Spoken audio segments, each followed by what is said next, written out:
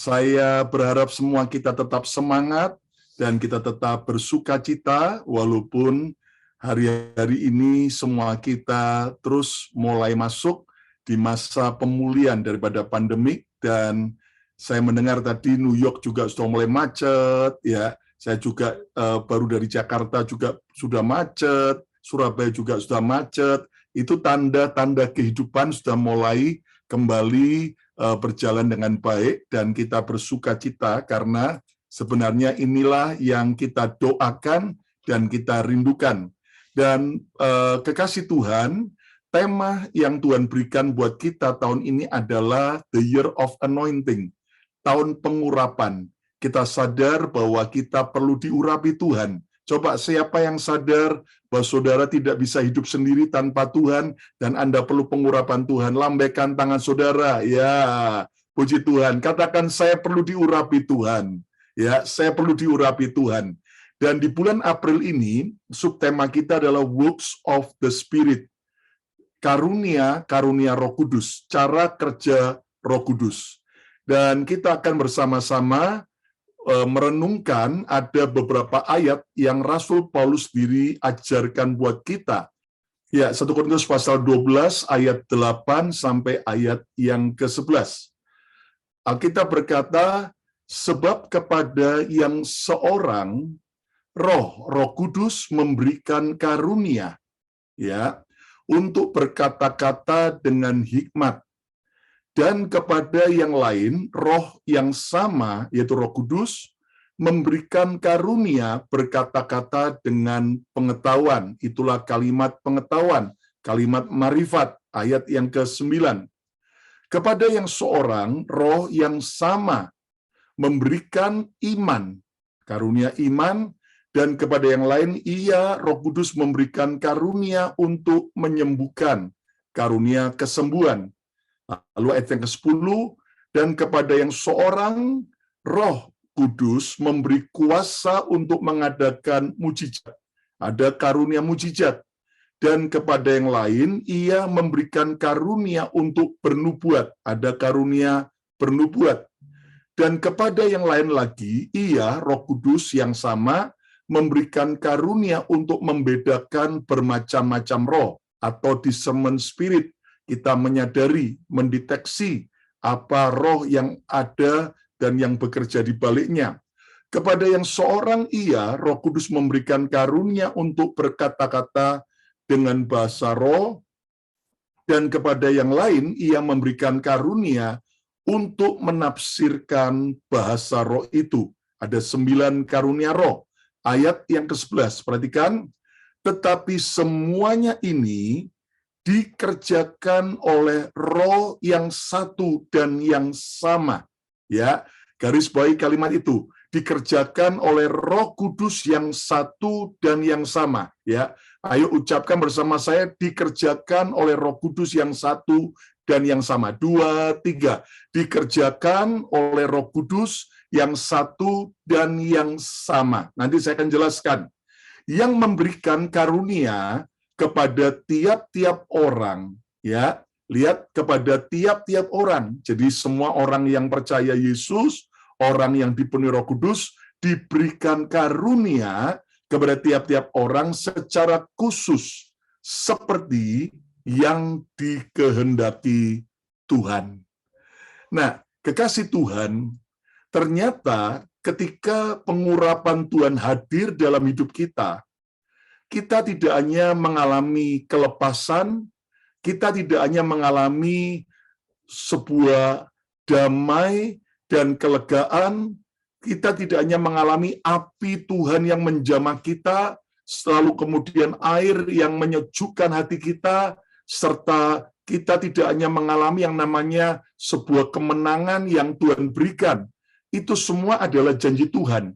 Tetapi tujuan utama Roh Kudus dicurahkan buat kita, ternyata juga untuk memberikan 9 buah Roh Kudus dalam hidup kita. Agar apa? Agar ini adalah pekerjaan Roh Kudus, di mana saudara dan saya harus mengerti sejak kita percaya Yesus, kita telah diberikan 9 buah Roh Kudus. Oke, saya coba memberikan tema khotbah saya malam hari ini adalah pergunakan karuniamu. Use your gift. Pergunakan karuniamu. Ayo coba ucapkan sama-sama. 2, 3. Pergunakan karuniamu. Nah, saudara-saudara, kita ini harus mempergunakan setiap karunia yang Tuhan sudah berikan buat kita. Mengapa? Karena kita telah diberi. Kata bersama saya keras, telah diberi. 2, 3.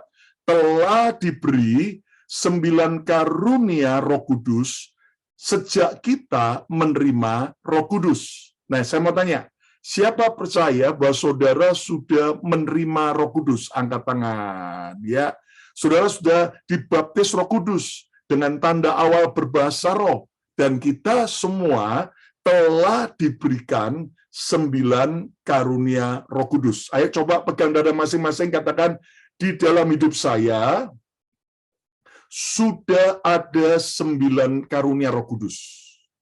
Oke? Nah, ini dulu yang kita harus mengerti. Nah, kita balik lagi dalam 2 Korintus tadi dikatakan apa? 9 karunia Roh Kudus itu ada karunia perkataan hikmat, ada karunia pengetahuan, ya. Tiba-tiba, ya saya jelaskan secara singkat saja, perkataan hikmat adalah tiba-tiba ada kata-kata solusi, jalan keluar dari persoalan yang saudara atau orang lain sedang hadapi. Contoh di Alkitab adalah seperti Yusuf. Bagaimana dia dengan perkataan hikmat, dia memberitahu Raja Firaun bahwa kalau mau survive dari 7 tahun kelaparan, maka sebaiknya pada 7 tahun kelimpahan ditabung 1/5 daripada hasil panen. 1/5 adalah 20%.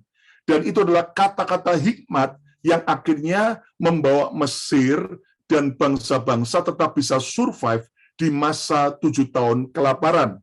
Lalu ada karunia perkataan pengetahuan, knowledge, sesuatu yang orang tidak tahu, tapi tiba-tiba Roh Kudus memberi pada kita sampai kita bisa tahu. Dan orang itu kaget. Contoh adalah, lihat bagaimana ketika Raja Nebukadnezar mimpi pada zaman Daniel, maka dia minta supaya para ahli-ahli nujum, para orang-orang pandai untuk menceritakan mimpi raja apa, lalu artinya apa. Loh, ya semua orang kaget. Loh, raja nggak cerita sama kami. Gimana mimpi apa?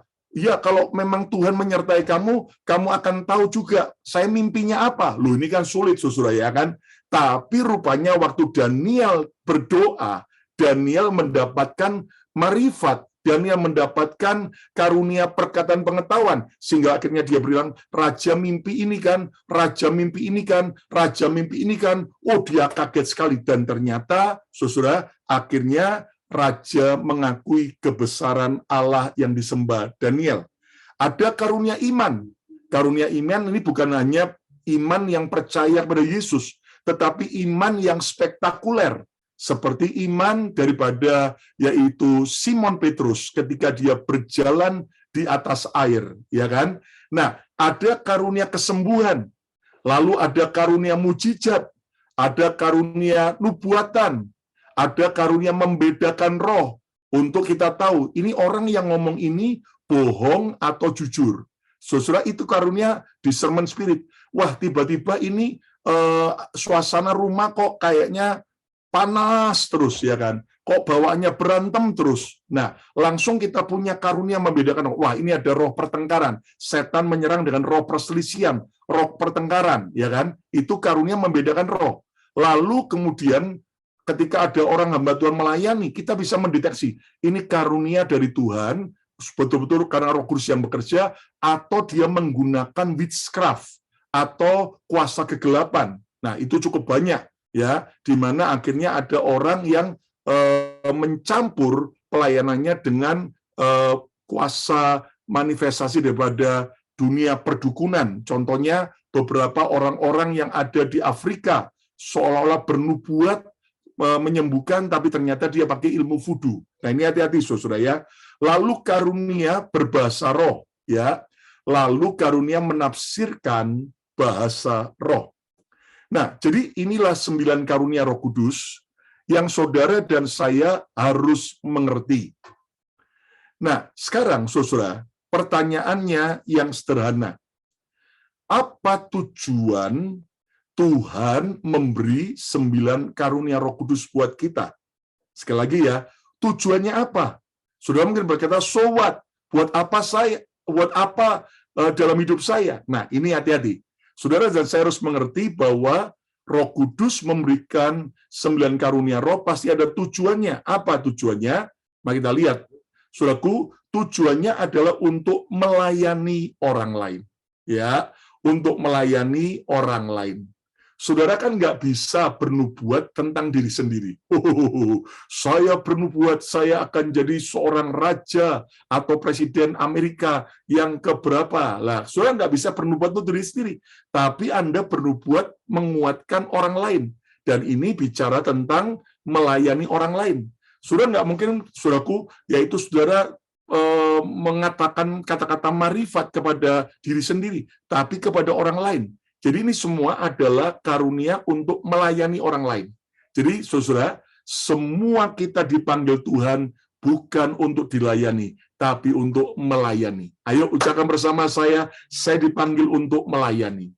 Ya, ucapkan saya dipanggil untuk melayani. Ya, yang sudah lama malas-malasan pelayanan, kembali harus melayani. Katakan amin. Berikutnya, tujuan Tuhan memberi 9 karunia Roh Kudus untuk membawa orang kepada Yesus, supaya orang datang pada Yesus, mengenal Yesus, mendekat pada Yesus, bertobat kepada Yesus. Nah, ini penting sekali. Saudara, supaya membawa orang kepada Yesus, bukan membawa diri kita terkenal, tetapi membawa orang kepada Yesus.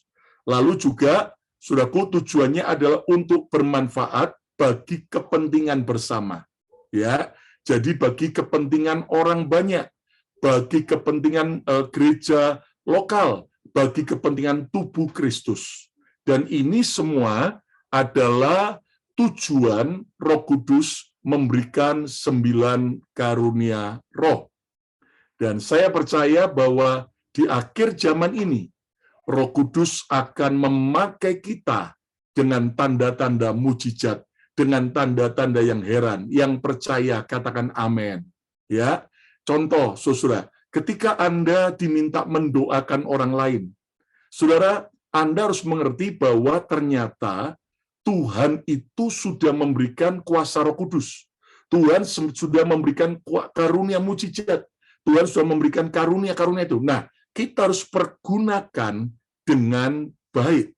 Ya, ibarat begini. Saya memberi pada saudara semua sebuah pistol. Nah, pistol ini saudara nggak boleh cuma simpan atau terima, tapi saudara gunakan pistol itu dengan baik. Saya berikan pada saudara sebuah pisau, ya.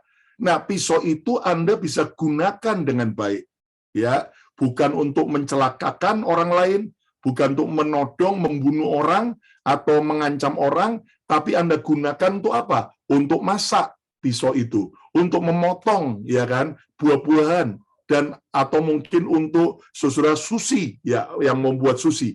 Nah, ini semua adalah sesuatu yang Tuhan beri buat kita. Nah, kita belajar, saudara, kita harus bisa menggunakan dengan benar. Katakan bersama saya, menggunakan dengan benar, ya, menggunakan dengan benar 9 karunia Roh Kudus ini.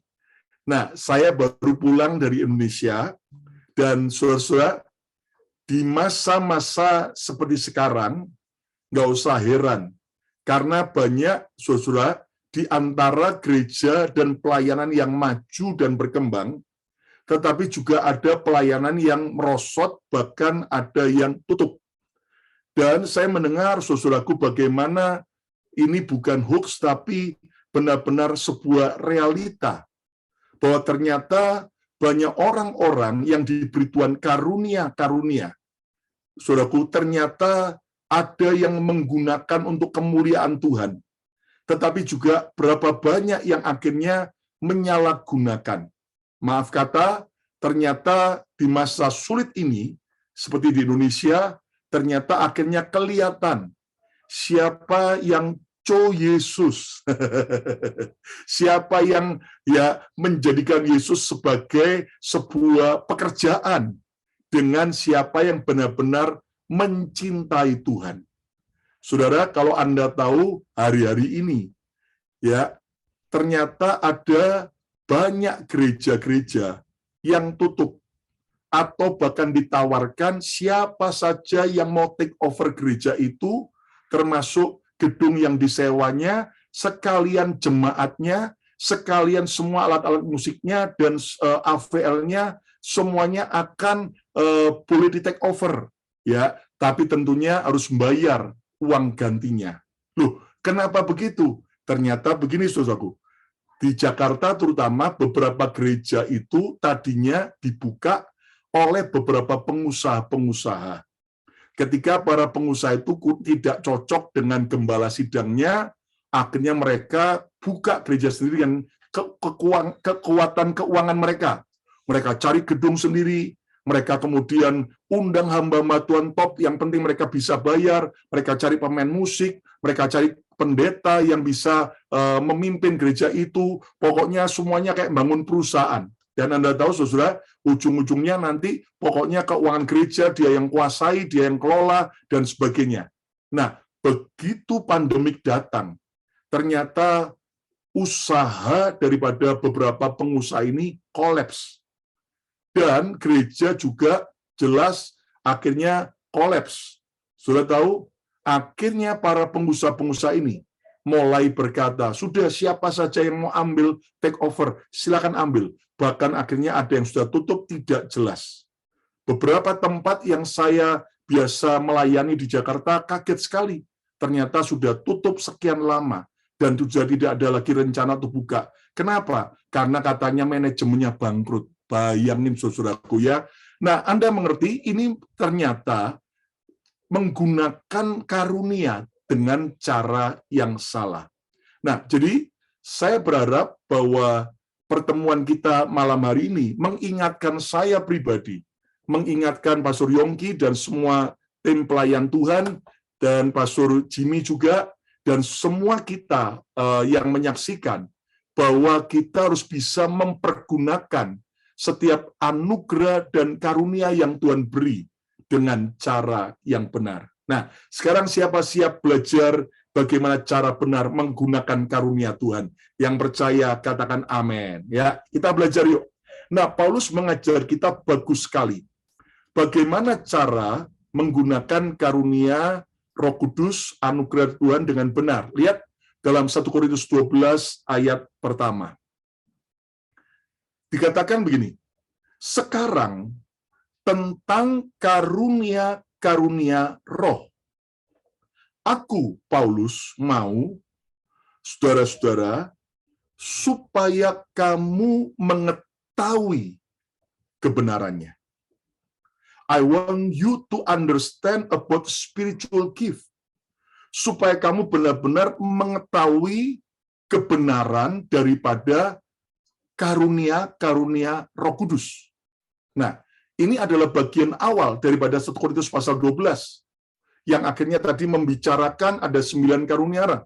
Tetapi di sini Paulus mengajarkan pertama, kamu harus belajar supaya mengetahui kebenarannya, supaya kamu bisa mengerti kebenarannya. Nah, dari ayat ini kita belajar cara benar menggunakan 9 karunia Roh Kudus. Yang pertama adalah ketahui kebenaran karunia Roh Kudus. Ketahui kebenaran daripada karunia Roh Kudus. Saudara sekalian, setiap kita harus punya pengetahuan. Ya. Alkitab berkata, umatku binasa bukan karena kurang cinta kepada Yesus. Alkitab berkata, umatku binasa bukan karena kurang setia kepada Tuhan. Alkitab tidak berkata umatku binasa karena mereka kurang komitmen, walaupun komitmen penting. Umatku binasa bukan karena mereka kurang suka berkorban, walaupun berkorban itu penting. Tetapi Alkitab berkata dalam Hosea, umatku binasa karena kurang pengetahuan, karena kurang knowledge, ya, karena kurang pengetahuan. Nah, ini hati-hati, saudara. Karena kalau saudara tidak mengetahui, maka saudara nggak akan bisa menggunakan dengan cara yang benar dan semestinya. Ya, Pak, ya. Ya, ini contoh. Saudara, saya belum pernah naik bisnis kelas pesawat menuju ke luar negeri, internasional. Kalau domestik, ya ada beberapa kali setelah Tuhan ada yang memberkati. Tetapi pesawat internasional yang jarak panjang, ternyata kemarin kami ada yang memberkati. Ya, saudara, waktu saya masuk ke bisnis kelas, ya jelas saya lihat, wah, ini luar biasa. Nah, tentunya saya tahu bahwa setiap tempat duduk, tombol-tombol, dan setiap bagian-bagian itu pasti ada artinya. Nah, tentunya saya langsung bertanya kepada pramugari atau pramugara. Ya, saya tanya gini, ini kursi sebelah kiri saya, apa fungsinya? Ini tombol ini apa artinya?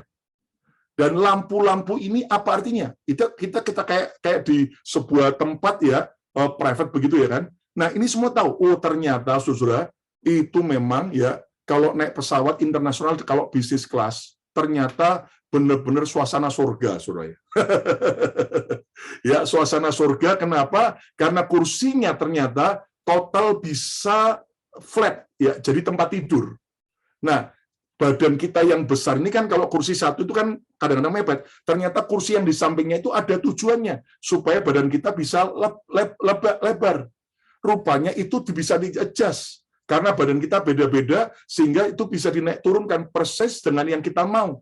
Ternyata kakinya juga, oh ternyata lightingnya dan sebagainya. Dan rupanya menu juga ya saya lihat dan kemudian saya tanya, ini menu makanan, minuman ya semuanya boleh minta berapa banyak.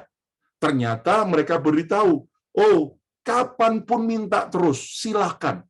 Ya, bahasa Jawanya makan sampai berdosa, saudara.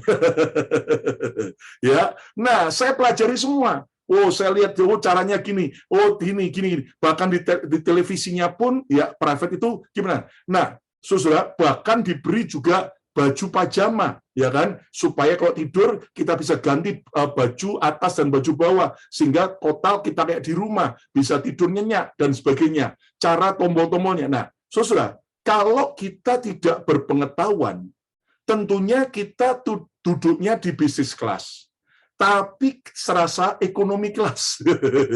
Iya kan? Kenapa? Kita nggak tahu apa-apa. Duduknya cuma kaku begini, ya apa gunanya? Ya, jadi ternyata itu semua ada fungsinya. Nah, ini cuma contoh loh ya. Saya nggak ngomporin saudara, ya kan? Saya cuma membuat ya kan pemimpin itu kan naik level dulu, nanti anak buahnya ikut naik level, ya kan? Ya toh? Nah, cuman memang bahayanya jeleknya begini. Kalau sudah merasakan sekali naik bisnis kelas, kalau penerbangan berikutnya kayaknya kalau masuk ke ekonomi ya sudah rasanya beda rasanya ya. Nah, ya makanya minta kasih karunia dan anugerah Tuhan lebih besar lagi ya. Makanya jujur malam ini saya nggak capek. Kenapa? Kemarin tiba jam 9 pagi, ya kan, langsung saya bisa ngerjakan banyak hal. Hari ini juga dari sejak pagi udah banyak pelayanan, bagi makanan dan sebagainya. Saya nggak capek. Kenapa? Nah, biasanya kalau saya naik ekonomi kelas, saudara, itu kan kursinya harus berdesakan dan duduknya cuma maksimal juga bisa cuma mundur sedikit ya toh. Dan itu betul-betul perlu 2 hari untuk saudara memulihkan kesehatan badan, termasuk pijet dulu saudara. Ya kan? Nah, jadi memang total kayak nggak capek karena bisa tidur ya, apalagi tambah usia begini. Nah, jadi sekali lagi saya nggak ngompori saudara loh ya, dan jangan bilang gini, oh Pastor Lukas sombong sekarang, oh maunya cuma bisnis kelas. Kemarin tuh saya diberkati, ya kan? Nah, kalau berikutnya kalau ada yang mau memberkati ya tidak menolak lah. No, just joking ya. Nah, jadi saudara, kita harus mengetahui kebenaran karunia Roh Kudus. Sama, saudara harus kenal betul Nah, gini ya, yang saya mau ajak saudara untuk ngerti betul malam hari ini, untuk mengubah konsep paradigma kita. Gini. Saudara, kita kan seringkali bilang gini, ya, kalau saya sih cuman jemaat biasa. Ya, saya kan bukan pastor Yongki, saya bukan pastor Lukas, saya bukan pastor Jimmy. Jadi kalau ada orang sakit, wah, harus pendeta yang mendoakan. Saya sih siapa? Saya cuma jemaat kok. Saya nggak bisa mendoakan orang sakit, lalu orang itu sembuh. Ya, nah kemudian ada lagi, aduh, ada orang yang konseling nih, teman kerja saya punya masalah. Saya bisa apa? Saya kan cuma jemaat. Wah, saya harus bawa teman kerja saya konseling sama pendeta. Lalu ada kita bilang, wow, kalau seperti Pastor Benny Hinn, karunia kesembuhannya dahsyat sekali, ya kan? Oh, kalau seperti di Indonesia juga ada beberapa hamba Tuhan dengan karunia kesembuhan. Wow, dahsyat sekali. Saya siapa? Saya sih biasa-biasa aja. Nah, ini sesuatu yang Anda harus bongkar. Ingat lagi ya. Gini. Saya kasih contoh sederhana saja. Saya mau buka supaya Anda bisa jelas. Ini contoh, ya sebentar saya buka casing handphone saya.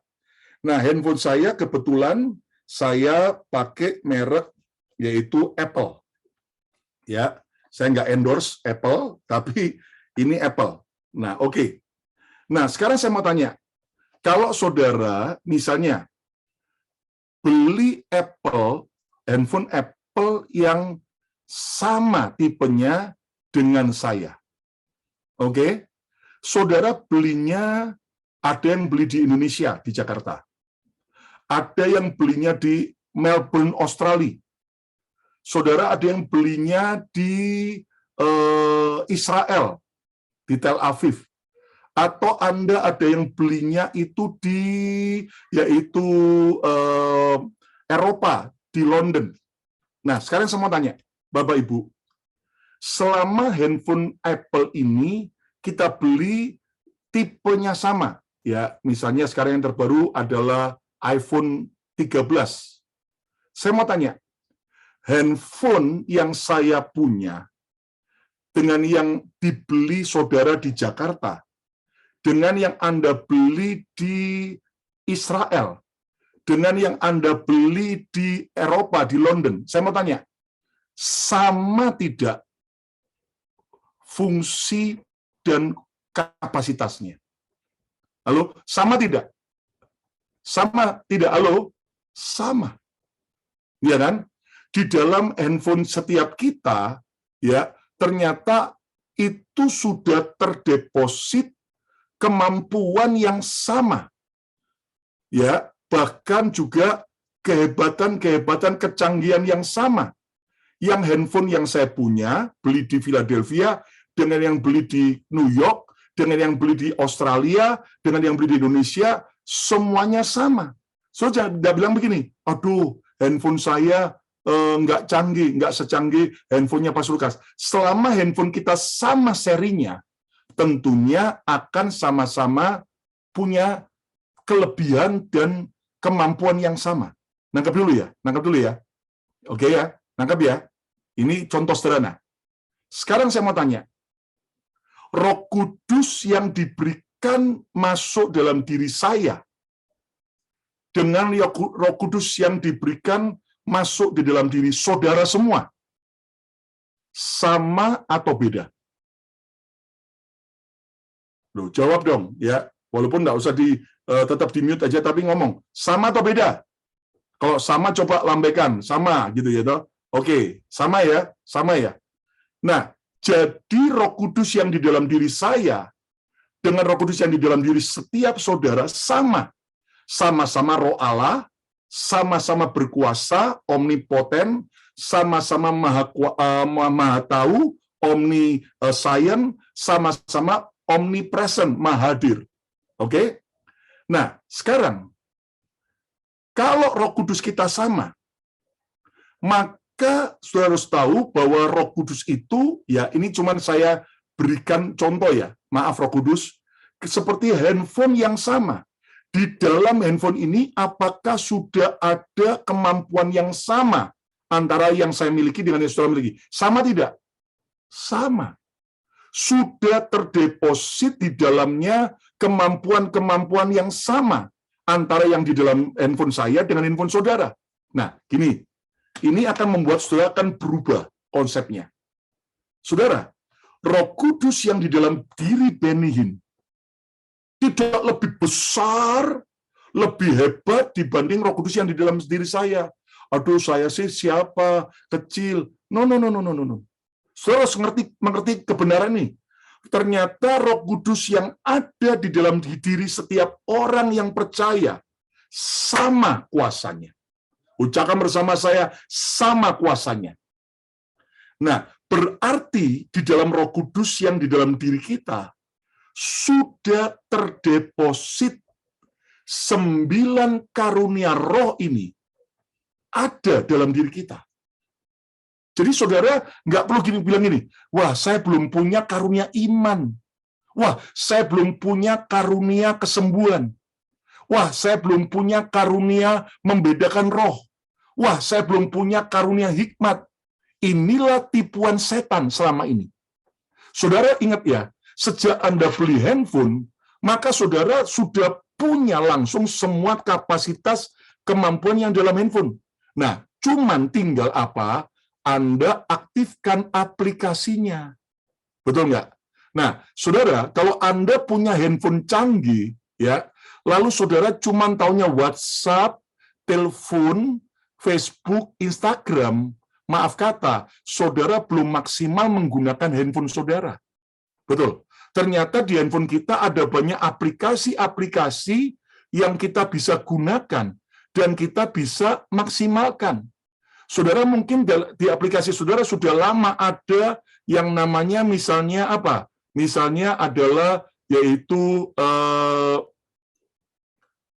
alarm, clock. Tapi Anda tidak pernah tahu bagaimana cara menggunakan alarm. Maka Anda rugi besar. Nangkap ya? Nah gini loh. Di dalam diri kita sudah, bukan belum loh ya, tapi sudah terdeposit 9 karunia Roh Kudus. Nangkep ya?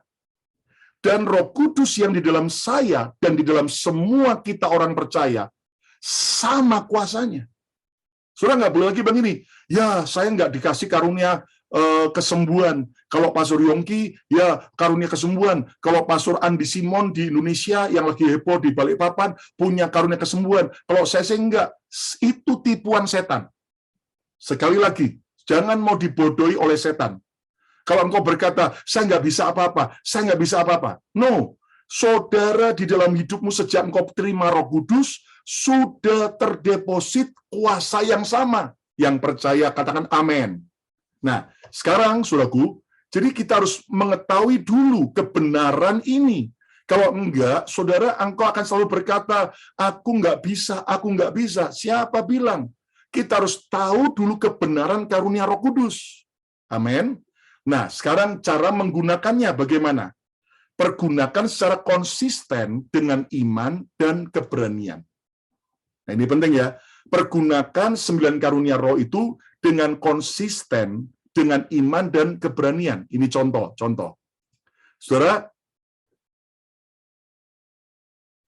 Saudara tahu nggak bahwa ternyata setiap kita itu sudah Tuhan beri kuasa untuk menyembuhkan orang sakit.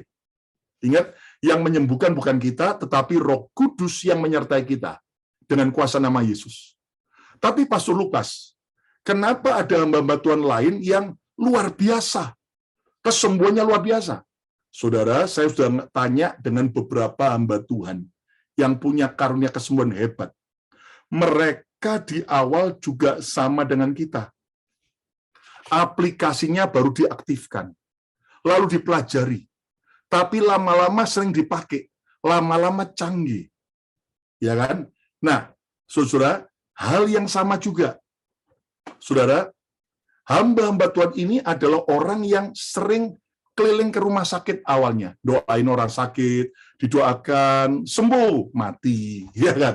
Didoakan sembuh, mati, doakan sembuh, mati, doakan 10 orang, 9 mati. Tapi puji Tuhan, 1 sembuh, ya kan? Tapi dia nggak putus asa, doain lagi, lama-lama dia mulai tajam. Nangkap saudaraku, lama-lama dia mulai ngerti, oh ternyata untuk supaya kuasa karunia kesembuhan bekerja dengan kuat, harus begini, harus begini, harus begini. Nah, lama-lama tambah tajam, ngerti ya? Nah, gini saudaraku, dari 9 karunia Roh Kudus tadi, ini contoh, kalau ada saatnya Anda harus mendoakan orang sakit, dari 9 tadi, saudara, Anda harus aktifkan aplikasi apa aja? Ayo, saudara, kita harus aktifkan aplikasi yaitu kesembuhan, lalu karunia mujizat, lalu karunia juga iman, ya kan? Supaya iman bangkit, lalu kita doakan orang yang didoakan juga punya iman, sembuh. Tapi pada waktu saudara, misalnya ada orang konseling sama saudara, karunia apa yang Anda harus aktifkan? Nah, ini kan kayak aplikasi. Oh, saya pakai aplikasi sekarang. Oh, sekarang ada orang konseling yang saya mau pakai aplikasi ini. Nah, aplikasi atau karunia yang Roh Kudus yang Anda harus aktifkan yang dalam diri kita adalah apa? Oh, karunia yaitu membedakan roh. Ini orang ngomong konseling jujur atau bohong. Karunia membedakan roh. Lalu kemudian saya aktifkan juga karunia hikmat. Ya, untuk saya menangkap hikmat, saya aplikasikan sehingga dia dapat solusi dari persoalannya. Lalu juga karunia marifat. Kamu dulu pernah nasar ya? Dan kamu pernah nasar, tapi kamu nggak tepati sampai sekarang. Kaget, loh, kok tahu dari mana?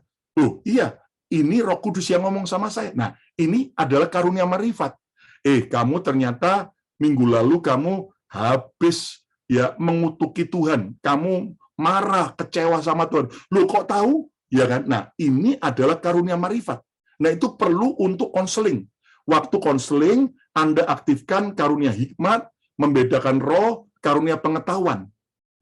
Nanti pada waktu saudara misalnya melayani khotbah misalnya. Nah, waktu khotbah, saudara harus pakai karunia apa? Aktifkan karunia, yaitu apa? Karunia hikmat, pengetahuan, ya kan? Lalu kemudian Anda juga tiba-tiba aktifkan karunia nubuatan.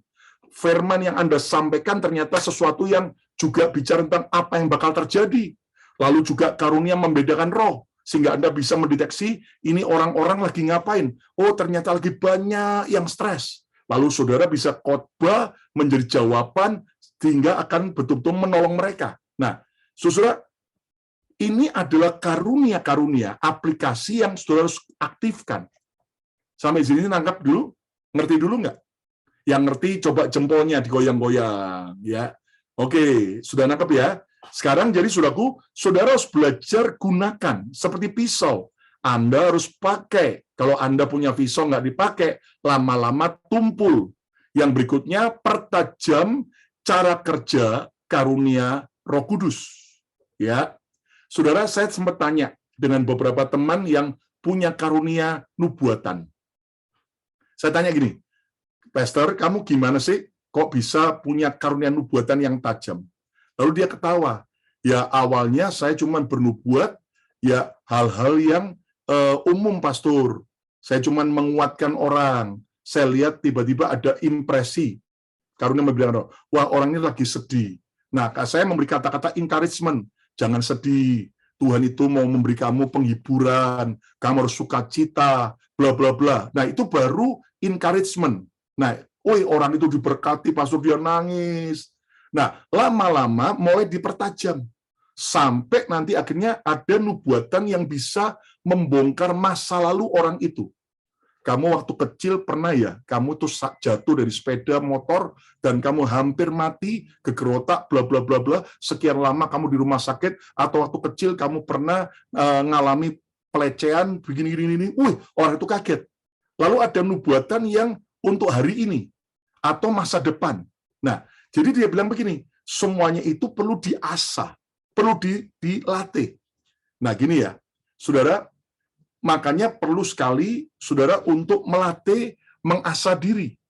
Lalu berikutnya adalah paling penting juga untuk supaya kita bisa punya pengetahuan yang benar tentang karunia roh adalah belajar dari pengalaman orang lain. Nah, Anda perlu punya mentor. Kalau Anda ternyata, wah saya Tuhan dorong untuk mau dipakai Tuhan untuk karunia kesembuhan, seperti Pastor Andi Simon, berani di jalan-jalan, di mall-mall, di mana-mana, saya mau doakan orang sakit, maka saudara bisa belajar, ya. Saudara nggak perlu menjiplak persis, ya. Tapi Anda minta Roh Kudus belajar dari orang-orang itu, gimana sih rahasianya? Oh, ternyata begini. Lalu Anda ATM, amati, tiru, modifikasi. Saudara akhirnya bisa lakukan sendiri. Nah, ini contoh ya. Contoh yang saya alami. Ayah saya almarhum, Pastor Henok Kusuma, itu Tuhan memberikan karunia marifat dan karunia nubuatan yang tajam. Bahkan sampai 10 tahun sebelum beliau mati, itu dia waktu di Bandung, diperlihatkan ada malaikat Tuhan datang, mau menjemput dia untuk pulang ke rumah Bapak. Karena waktunya udah selesai. Tapi waktu itu ayah saya bilang, seperti Raja Hizkia, boleh enggak minta perpanjangan waktu. Nah, akhirnya malaikat dapat approve dari Tuhan, oke. Makanya akhirnya ayah saya diberi Tuhan panjang umur, dan ternyata meninggalnya di tahun yang persis dengan kesepakatannya dengan Tuhan. Nah, saudaraku, bagaimana saya bisa tahu? Jujur, saya justru tahunya ketika waktu penghiburan. Saya datang ke Indonesia dan ada ratusan anak-anak rohani daripada ayah saya yang ternyata beberapa cerita waktu diberi kesempatan untuk cerita. Oh, ini tahun yang persis sama. Karena papi, mereka memanggil papi, sudah dapat dari Tuhan. Diperpanjang di Raja Hizkia, usianya, dan sebagainya. Lalu ada juga yang cerita, tiba-tiba dia masuk ke rumah orang, langsung Tuhan kasih tahu, di lemari orang ini, di kamarnya, di laci nomor berapa, ada jimatnya, ada kerisnya. Oh, atau ternyata di bagian depan rumah orang itu pernah ditanam kepala kerbau untuk oleh para dukun. Nah, ayah saya tiba-tiba bisa dapat marifat begitu, dan dicek ternyata betul. Nah, lalu ketika saya mulai melayani, dan saya mendengar itu, tentunya saya berkata, Tuhan, aku percaya, urapan Roh Kudus yang sama, juga Tuhan sudah beri, karunia-karunia roh. Maka saya belajar dari ayah saya. Dan ayah saya ngajarin saya, begini, begini, begini. Ya, dan sebagainya. Salah satu yang saya belajar begini, setiap kali ada kata nubuatan yang muncul untuk saat mendoakan seseorang, saya diajar, selesai itu kamu harus lupakan. Orang yang didoakan, dia akan terus ingat. Tapi kamu sendiri yang mendoakan harus lupakan. Supaya apa? Ayah saya ngajarin, supaya satu, kita nggak sombong. Ya, kita merasa, oh begini, sok tahu gitu ya. Yang kedua, supaya nanti kita nih murni dengan orang itu. Nah, jadi kita nggak terganggu dengan orang itu. Lalu yang ketiga, supaya apa? Supaya pelayanan kita itu benar-benar bisa, yaitu tulus. Jadi nggak ada sesuatu tendensi untuk ngeklaim bahwa oh saya hebat. Nah, waktu saya belajar dari ayah saya begitu, saya praktekkan sampai hari ini. Nah, jujur saudara, itu orang-orang sendiri yang cerita, terkadang kalau ada, saya nggak selalu, tapi tiba-tiba ketika mendoakan orang, ada kata-kata nubuatan yang Tuhan kasih, saya cuma ngomong aja, dan ternyata mereka berkata, waduh, tepat sekali. Nah, kemarin waktu di Semarang, saya melayani, selesai kebaktian, ada yang minta didoakan, satu keluarga. Lalu saya doa biasa, saya pikir saya mau doa biasa aja. Tiba-tiba waktu doain anak laki-lakinya, tiba-tiba ada kata-kata nubuatan. Dan ketika saya sampaikan, waduh, dia nangis dilawat Tuhan. Dan ternyata sudah puluhan tahun ya orang tuanya sembunyikan hal itu. Tapi Tuhan yang memberitahu. Dan sampai ada nasar yang pernah dibuat saat sebelum anak ini lahir. Itu juga saya dikasih sama Tuhan. Ya, saya cuma ngomong aja. Nah, selesai itu saya lupakan. Tapi rupanya gembalanya akhirnya besoknya diberitahu. Wah, apa yang didoakan itu persis semuanya. Wah, saya bilang, bukan saya cuman kayak tukang pos. Nah, ini loh pentingnya. Nggak belum gini, oh lihat toh, saya tajam toh, oh saya nabi toh. Wah, kalau sudah begitu hati-hati. Bakal sombong, bakal jatuh. Nah, ini makanya, saudara, saya ajari saudara ya. Jadi, kita jadi bisa belajar dari pengalaman orang lain. Nangkep ya? Jadi yang pertama, saudara, Anda harus punya pengetahuan dulu. Kata bersama saya harus berpengetahuan. 2, 3, saya harus berpengetahuan. Makanya belajar. Ya, ketahui kebenaran karunia Roh Kudus. Yang kedua sekarang, bagaimana cara benar menggunakan 9 karunia Roh Kudus? Yang kedua, lihat Paulus berkata dalam 1 Korintus 12 ayat 7. Tetapi kepada tiap-tiap orang dikaruniakan penyataan roh untuk kepentingan bersama. Lihat ya. Saudara, Roh Kudus itu akan memberikan karunia untuk kepentingan bersama. Lihat kata kepentingan di sini penting. Saya tertarik dengan kata kepentingan. Ternyata Anda harus tahu bahwa tujuan Tuhan memberikan karunia buat kita bukan untuk kepentingan kita pribadi, tapi untuk kepentingan orang lain. Lihat ya dalam NLT version, a spiritual gift is given to each of us so we can help each other.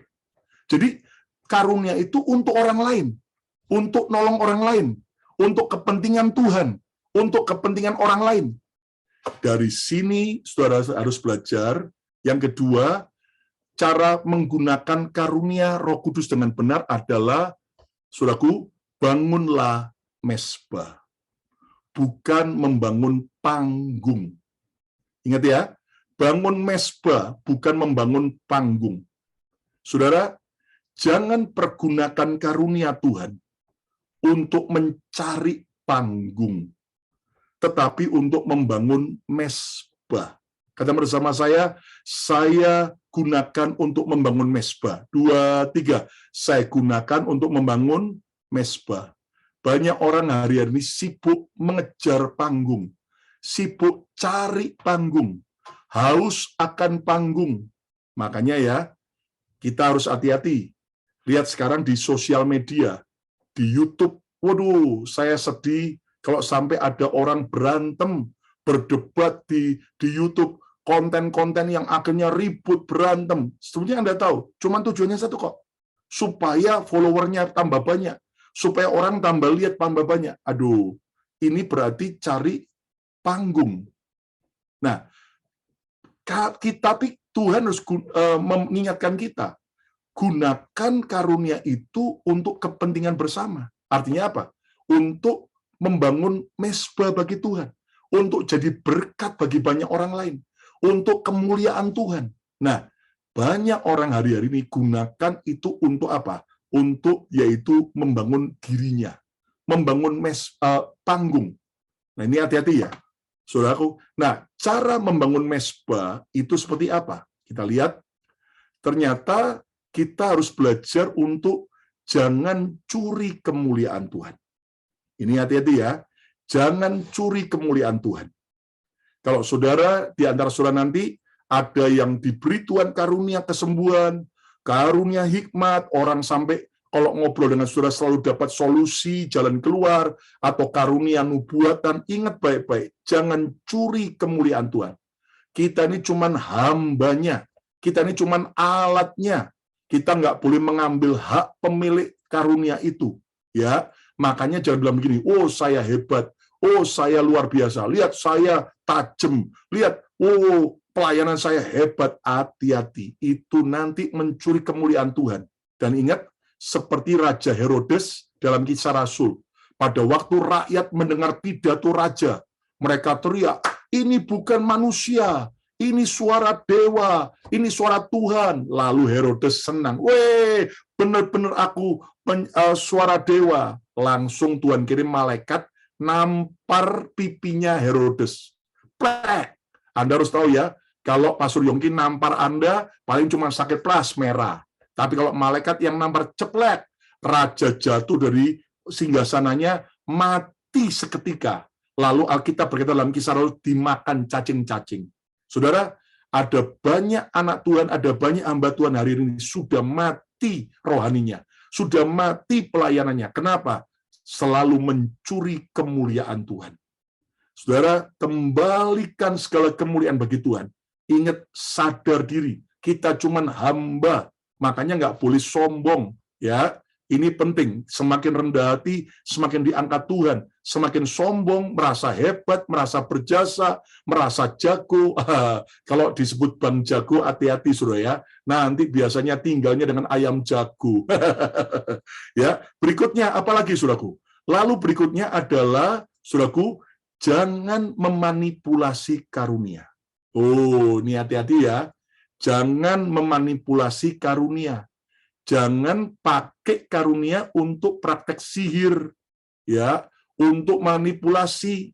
Dan saya terus terang sama saudara, belak-belakan, beberapa orang yang punya karunia kenabian yang pernah kami undang, sekarang kami tidak mau undang lagi, kami tolak. Loh, kenapa Pastor? Jujur, ada yang awalnya murni, tapi ada yang akhirnya memanipulasi karunia. Saudara, saya sampai sedih, saya pernah merekomendasikan seorang hamba Tuhan dengan karunia kenabian yang tajam. Saya sendiri dengan istri pernah dinubuatin sampai hampir 1 jam, saudara. Itu ngerti semua, sampai nanti apa yang terjadi.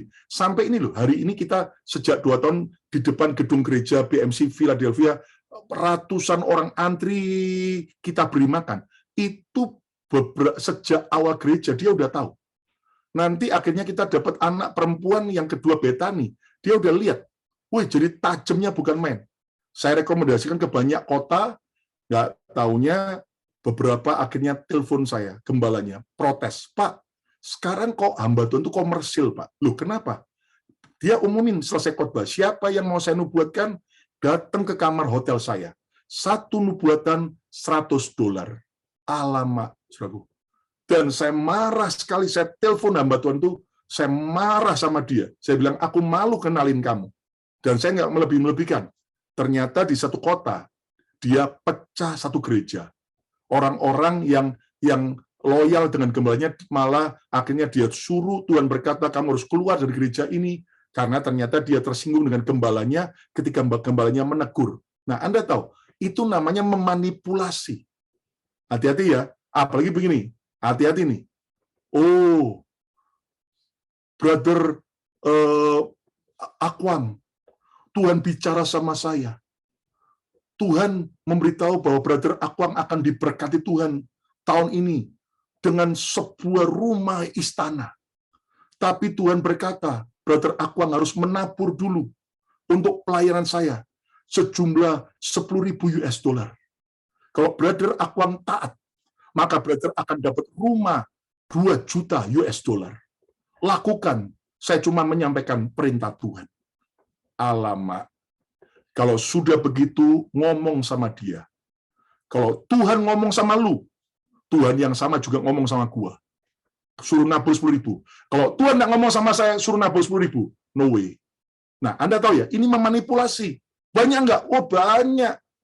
Saya waktu kemarin di Jakarta sedih. Ada hamba Tuhan yang cerita begini, dia ini mendampingi pemimpin pujian dan juga WL, pemain keyboard, pemain musik, suruh mendampingi seorang hamba Tuhan, saudara. Buat KKR besar di satu gereja. Lalu dia ngomong ini, Tuhan berkata, hanya di gereja ini saja saya digerakkan Tuhan. Kalian mau diberkati, tapi kalian harus menabur untuk ministry saya. Nabur, wih, orang gila, saudara. Orang sampai, wih, nabur banyak, bagus toh. Di hari yang sama dia akhirnya bawa tim ini pindah ke gereja lain. Di gereja yang lain ngomong lagi, hanya di gereja ini saja, tidak di gereja yang lain. Tuhan bicara, kalian harus nabur untuk pelayanan saya. Loh, mereka kaget loh. Tadi di gereja sebelumnya ngomong yang sama. Hanya di gereja itu saja. Sekarang hanya di gereja ini aja. Dipindah gereja lagi yang ketiga. Hanya di gereja ini saja. Saudara-saudara, reputasi hamba Tuhan itu hancur. Saudara tahu? Memanipulasi. Nah, apalagi kalau sampai ada di sini jomblo-jomblo, ya jombloan, jomblowati, lalu ada orang bilang ini, Tuhan bicara sama saya, kamu jodohku. Nah, ngomong sama dia, kalau Tuhan bicara sama kamu, Tuhan juga bicara sama saya dan sama orang tua saya, termasuk pendeta saya. Nggak bisa memanipulasi, Tuhan bicara, ya toh. Emangnya Tuhan itu kakeknya. Nah, mari kita nggak boleh memanipulasi loh ya. Hati-hati ya. Saya ngomong sama saudara sekali lagi karena saya sebagai gembala mengasihi saudara, jangan Anda dimanipulasi, ya kan? Ini udah zamannya kayak begini. Oh, Tuhan bicara, saya akan dipakai Tuhan di Amerika, ya kan? Loh, lah kalau Tuhan bicara sama kamu nggak usah ngomong-ngomong. Nanti kita juga akan dapat dari Tuhan yang sama. Nah, kalau kemudian koar-koar, ya itu namanya bukan murni, tapi malah apa? Mau cari panggung. Nangkep saudara ya? Nah, hati-hati ya. Terus berikutnya adalah apa, saudaraku? Jaga hidup dengan baik. Wah, ini paling penting. Jaga hidup dengan baik. Saudara, ternyata kejatuhan orang itu cuma 3 saja kok penyebabnya, ya kan? Harta, tahta, seks, atau wanita, atau pria. Ya kan? Cuma 3 itu aja. Nah, makanya hati-hati, saudaraku.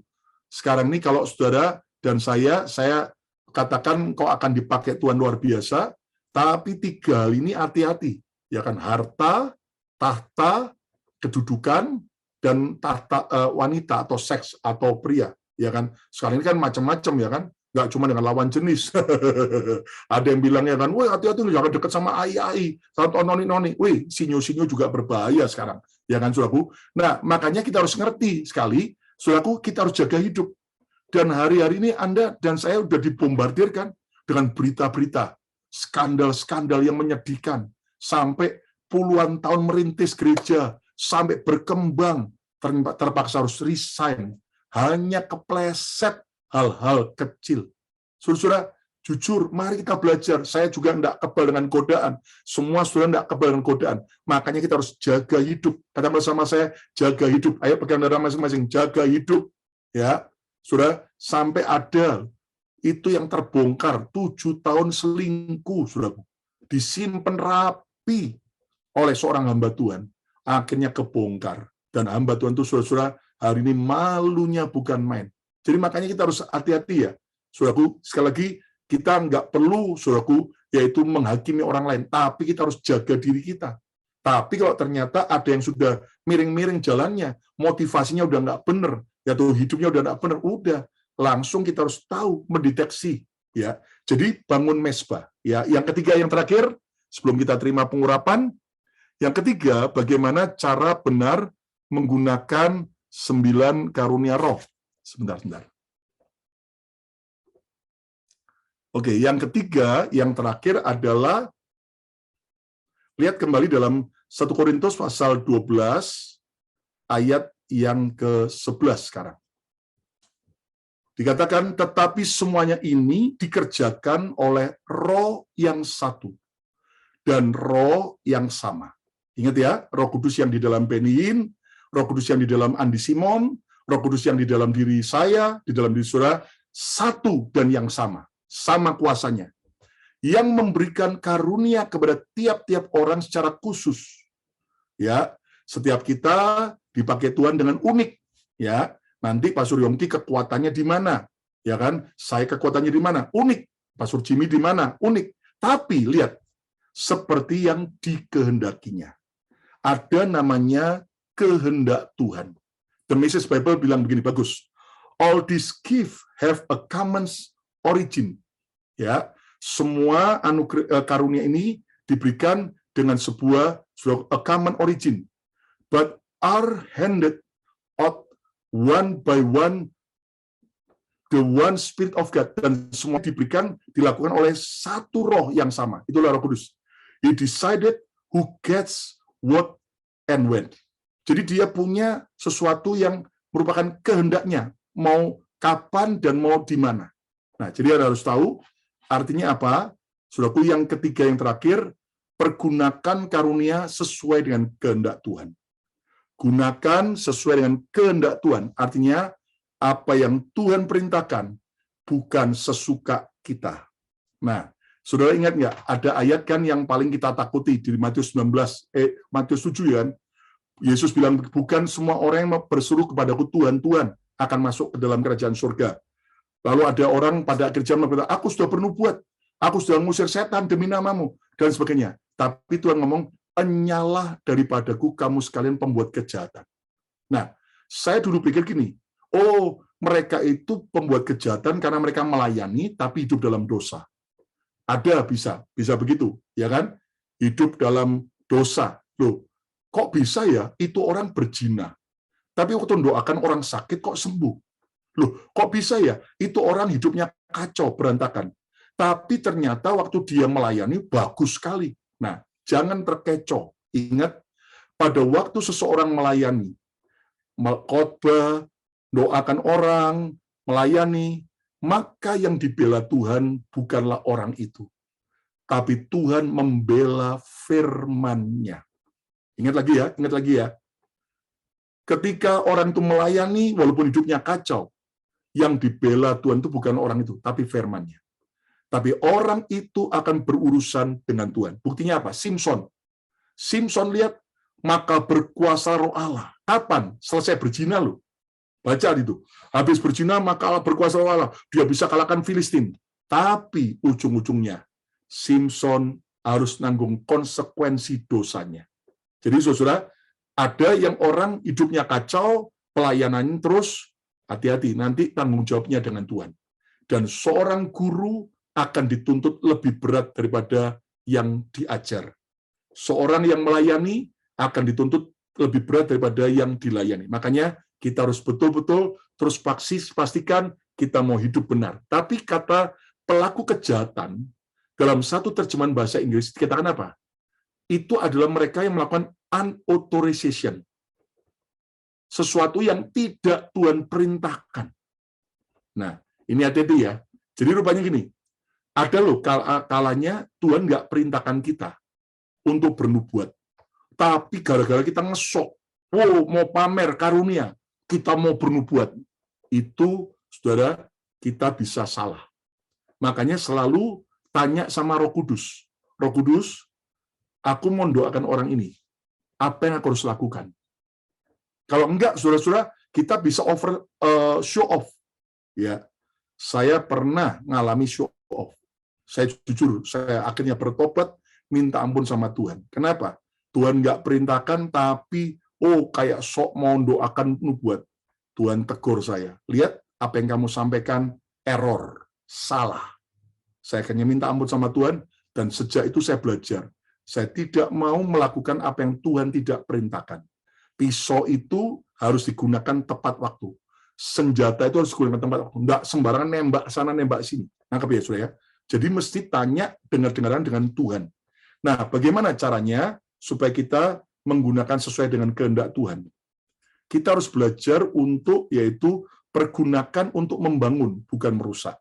Hati-hati ya. Kalau sudah ada hamba Tuhan nubuatan tapi mengancam-ancam, mengintimidasi, ada orang khotbah isinya intimidasi. Wah, sudah itu merusak. Kalau kamu tidak ngasih perpuluhan, terkutuk kamu. Bakal masuk neraka gang buntu. Ya, nah, itu maaf kata, hamba Tuhan itu sudah memanipulasi. Ya, sudah merusak. Jadi kita harus belajar. Jadi gini, loh, kita kalau mau nyampaikan kebenaran, tapi caranya lebih elegan. Nggak usah ngutuk-ngutuki, ya kan? Kalau kamu nggak setia ya, kamu bakal kena malapetaka, 7 malapetaka. Seperti bangsa Mesir, 10 tulak akan nimpah kepada kamu. Weh, itu kan namanya sudah betul-betul mengintimidasi. Kita nggak usah gitu, kita bicara gini, kamu tahu nggak, kalau kamu setia sama Tuhan, hasilnya ini. Kamu akan mengalami ini. Jadi dibalik, nggak usah mengancam. Kalau kamu ngasih perpuluhan dengan setia, hasilnya ini. Hasilnya ini. Ya, nggak usah terkutuklah kamu sampai 7 keturunan. Ya, ada yang kayak begitu ya. Di sini nggak ada, ya kan? Ya, nggak ada yang ngaku maksud saya. Nah, saudaraku, Mari kita lihat belajar, kemudian berikutnya layani dengan motivasi yang benar. Ini penting ya. Tulus saja, percayalah Tuhan itu cinta dengan orang yang tulus hati. Nggak usah ada udang di balik rempeyek, ya kan? Oh, nanti kalau orang-orang kaya dideketi, kemudian pokoknya begini-begini. Nggak perlu, saudaraku. Kita tulus saja. Yang kaya maupun yang sederhana, pokoknya layani dengan baik. Dan nanti lihat, Tuhan itu yang menguji hati yang tulus. Maka Tuhan akan mengangkat dan menolong kita. Amin, saudaraku. Yang berikutnya, hidup seimbang dalam buah Roh Kudus. Nggak cuma 9 karunia roh, tapi juga seimbang dengan buah Roh Kudus. Buah Roh Kudus adalah apa? Karakter Kristus. Kuat di karunia, tapi kalau karakternya lemah, hancur. Kuat di karakter, tapi kalau tidak menggunakan karunia, juga nggak seimbang. Jadi kita nanti akan belajar pada bulan-bulan yang berikutnya, bagaimana kita bisa seimbang antara karunia dengan karakter. Kesimpulannya, pergunakan karunia Roh Kudus sebab di dalam kita sudah terdeposit. Ayo pegang dada masing-masing. Sudah terdeposit 9 karunia Roh Kudus. Amin. Dan bagaimana tujuannya? Tujuannya adalah untuk melayani orang lain, membawa orang kepada Yesus, bermanfaat bagi kepentingan bersama. Ingat, ini semua adalah tujuan Tuhan memberikan tools atau perlengkapan 9 karunia roh. Lalu berikutnya, saudaraku, kita belajar sebentar bahwa bagaimana kita, saudaraku, cara benar menggunakan 9 karunia roh ternyata adalah, saudaraku, sorry, kepencet. Ya, ketahui kebenaran karunia Roh Kudus. Kita harus kenal betul bahwa Roh Kudus di dalam diri saya dengan yang di dalam diri Pak Akwang sama kuasanya.